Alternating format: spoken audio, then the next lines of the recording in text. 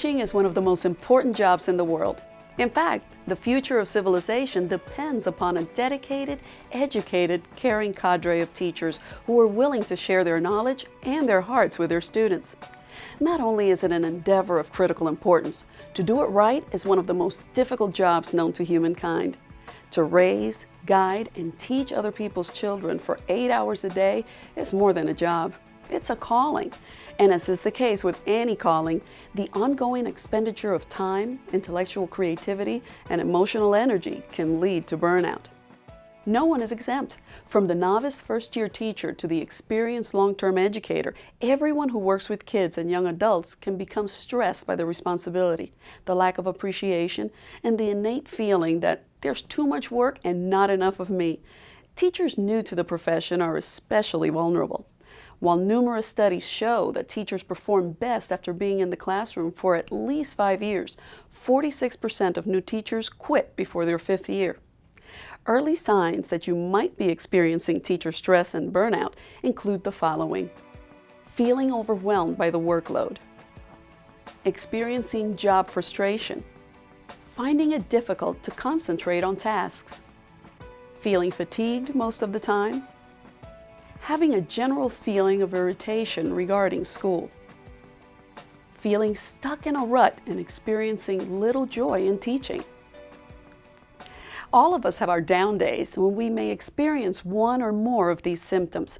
However, if you're experiencing any of these feelings on an ongoing basis, it is probably time for some burnout therapy. Even if you're not experiencing any of these symptoms, be aware that some of your coworkers may be dealing with feelings of acute stress and be supportive.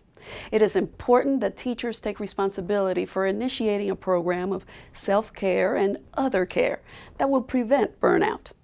Some suggestions for dealing with stressful feelings and work overload include the following. Practice healthy living habits. Many teachers claim that their schedules leave them no time except for work, and they dismiss other necessities such as proper eating, exercise, and sleep as being unimportant. They ignore the scientifically proven truth encapsulated in the YMCA mantra: strong body, strong mind, strong spirit. If the body's in poor health, the mind and spirit suffer as well. Exercise is a particularly important aspect of healthy self-care. A regular exercise regimen can help remove cortisol, the stress hormone, from the body. Also, aerobic exercise, such as walking for 20 minutes, 3 to 4 times a week, can create a sense of well-being by releasing the pleasure hormone, dopamine, into the bloodstream. Both of these natural exercise-induced chemicals are great stress reducers. Proper sleep, likewise, plays a major role in inducing good mental and physical health. Most people need 7 to 8 hours of sleep a night in order to operate at peak performance the next day. Lack of sleep results in a fatigued mind and body.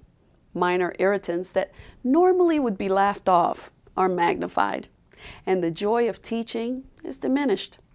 Getting the rest that your mind and body require is not just a good thing to do if I had the time. It is an imperative. Maintain a healthy work-life balance. Maintain a full yet manageable workload, keeping in mind that too many work hours is a huge stressor. A special word to new teachers: do not sign up for everything. In an effort to prove to the administration that they are a valuable asset to the school, many newbies are tempted to sign on as debate club leader, yearbook sponsor, and assistant track coach. These activities will leave you with less time to refresh and recharge after a long day at school, which is where your focus should be when avoiding burnout. Transitioning into full-time teaching is demanding, and teachers need opportunities to re-energize. A healthy work-life balance also requires making time for family and friends. Having a support system of caring people with whom you can share your joys and concerns is a major element in stress reduction. Make positive changes as needed. When at the verge of burnout, changing your work venue may provide a needed renewal of interest and commitment. Often a simple change from what has become a boring routine can reignite your passion as an educator. Many teachers find that switching subjects or grade levels or schools are rejuvenating options. Help create a nurturing social-emotional climate. In exit interviews, a primary reason teachers express for dropping out of the profession is their feeling of isolation. They feel distance from their colleagues. Teachers need regular, frequent opportunities to collaborate, problem solve, and share successes. Recent studies conducted both in Canada and Germany have revealed that social support had both a direct positive effect on health and a buffering effect in regard to work stress. The opportunity for peer mentoring, problem solving, and team building provided by an ARC group is another excellent way of combating burnout. ARC groups provide the opportunity for teachers to express their frustrations and to receive input and support. Verbalizing feelings among peers who care and who will not be judgmental can be wonderfully cathartic. It is also liberating to discover that others experience those same feelings and to hear positive suggestions on how to deal with them. There is not a more important activity on a school campus. Alan Blankstein notes that the relationship among the adults in the schoolhouse has more impact on the quality and the character of the schoolhouse and on the accomplishments of youngsters than any other factor. When teachers collaborate, creating a nurturing, supportive, social-emotional work environment, they awaken in the mornings looking forward to going to work. Summing up, as Henry Adams has famously said, a teacher affects eternity.